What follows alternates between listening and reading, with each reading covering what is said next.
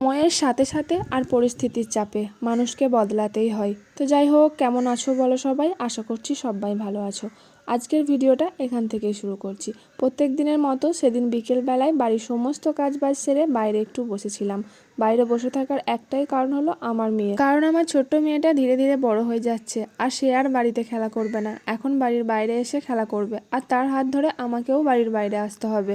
তার কারণ আমাদের বাড়ির সামনে হাই রোড, ব্যস্ত রাস্তা, সব সময় গাড়ি যাতায়াত করে, খুব ভয় লাগে। তাই ওর জন্য আমাকে বাড়ির বাইরে এসে বসে থাকতে হয়। এই ভিডিওটা প্রায় 1.5 মাস আগেকার। আমি যখন ওই বাড়িতে ছিলাম তখন একদিন বিকালে এই ভিডিওটা করেছিলাম, তাই গ্যালারি ঘাঁটতে ঘাঁটতে ভিডিওটা চোখে পড়লো, তাই ভাবলাম তোমাদের সঙ্গে শেয়ার করেই ফেলি।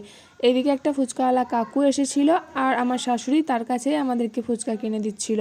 এদিকে তোমাদের দাদা ভাইও বাড়ি চলে আসলো আর এখন সন্ধ্যা হয়ে এসছে, তাই আমরা ফুচকা নিয়ে চলে গেলাম বাড়িতে, সবাই মিলে একসঙ্গে ফুচকা খাবো তার জন্য।